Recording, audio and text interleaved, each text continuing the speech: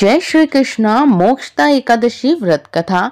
मार्गशीर्ष मास अघन मास के शुक्ल पक्ष की इस एकादशी को मोक्षदा एकादशी के नाम से जाना जाता है। इस एकादशी को विशेष रूप से मोक्ष प्रदायक एकादशी माना गया है। महाभारत के युद्ध में भगवान श्री कृष्ण ने अर्जुन को गीता का उपदेश इसी एकादशी के दिन दिया था। यही कारण है कि इस एकादशी को मोक्षदा एकादशी कहा जाता है। इस एकादशी को गीता जयंती के रूप में भी मनाया जाता है। आज ही के दिन भगवान श्री कृष्ण ने अर्जुन को गीता का उपदेश दिया था। आइए कथा को प्रारंभ करते हैं। मोक्षदा एकादशी व्रत कथा। एक समय की बात है, धर्मराज युधिष्ठिर ने भगवान श्री कृष्ण से कहा, हे मधुसूदन, आप तीनों लोकों के स्वामी हैं, सबको सुख देने वाले जगत पिता हैं। मैं आपको नमस्कार करता हूँ। हे देव, आप सबके हितैषी हैं, इसलिए मेरे इस संशय को दूर कीजिए कि मार्गशीर्ष मास की शुक्ला एकादशी का नाम क्या है, इस दिन कौन से देवता की पूजा की जाती है, इसकी विधि क्या है। हे भगवान, आप मेरे इन प्रश्नों का विस्तार पूर्वक उत्तर देने की कृपा कीजिए। भगवान श्री कृष्ण ने उत्तर दिया, हे धर्मराज, तुमने बड़ा ही उत्तम प्रश्न पूछा है। इस प्रश्न को पूछने मात्र से ही आपका यश संपूर्ण संसार में फैलेगा, इसलिए ध्यान पूर्वक सुने। मार्गशीर्ष शुक्ला एकादशी अनेक पापों को नष्ट करने वाली है, इसीलिए इसका नाम मोक्षदा एकादशी है। इस दिन भगवान विष्णु के दामोदर रूप की पूजा पूरे भक्ति भाव से करनी चाहिए। अब मैं आपको एक अति प्राचीन कथा सुनाती हूँ कि किस तरह एकादशी का व्रत करने से नरक गए हुए माता पिता पुत्र आदि को स्वर्ग की प्राप्ति हो जाती है। गोकुल नामक नगर में वैशानक नाम का एक राजा राज्य करता था। उसके राज्य में चारों वेदों के ज्ञाता ब्राह्मण रहते थे। वह राजा अपनी प्रजा का पुत्र की तरह पालन करता। एक समय रात्रि के स्वप्न में राजा ने देखा कि उसका पिता नरक में पड़ा है।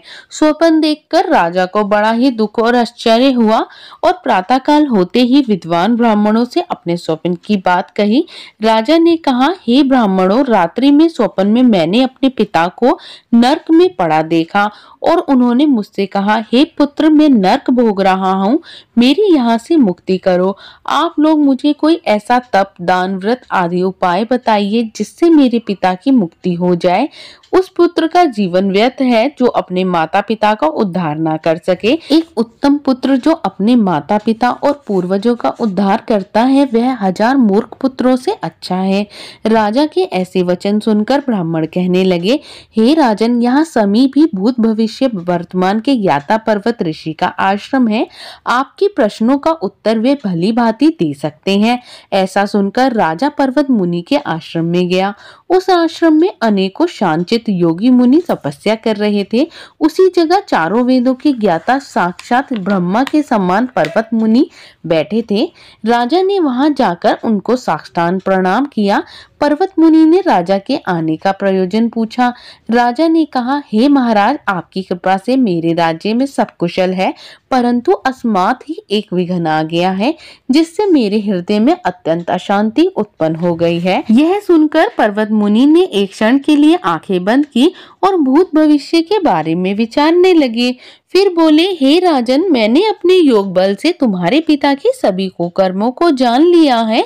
उन्होंने अपने पूर्वजन्म में सौत के कहने पर अपनी दूसरी कामतुर पत्नी को ऋतुदान मांगने पर भी नहीं दिया था। इसी पाप के फल से तुम्हारे पिता को नरक भोगना पड़ रहा है। तब राजा बोला, हे महात्मा, मेरे पिता का उद्धार कीजिए, उनके निमित्त कोई उपाय बताइए। पर्वत मुनि बोले, हे राजन, मार्गशीर्ष शुक्ला एकादशी को उपवास करके उसके पुण्य को अपने पिता को संकल्प कर देना। उस एकादशी के पुण्य के प्रभाव से अवश्य ही आपके पिता की मुक्ति होगी। मुनि के वचनों को सुनकर राजा अपने महल में वापस आ गया और कुटुंब सहित इस मोक्षदा एकादशी का व्रत किया। फिर उस उपवास के पुण्य को राजा ने अपने पिता को अर्पण कर दिया और उस पुण्य के प्रभाव से राजा के पिता को नरक से मुक्ति मिल गई और वह स्वर्ग को चले गए। मार्गशीर्ष मास के शुक्ल पक्ष की इस मोक्षदा एकादशी का व्रत करने वाले के समस्त पाप नष्ट हो जाते हैं और अंत अंत में उसको स्वर्गलोक की प्राप्ति होती है। इस व्रत से बढ़कर मोक्ष देने वाला अन्य कोई व्रत नहीं है। इस कथा को पढ़ने या सुनने से वाजपेयी यज्ञ का फल मिलता है। यह व्रत मोक्ष देने वाला, चिंतामणि के समान सभी चिंताएं दूर करने वाला है। इतना कहकर भगवान श्री कृष्ण मौन हो गए और कथा यहीं पर समाप्त होती है।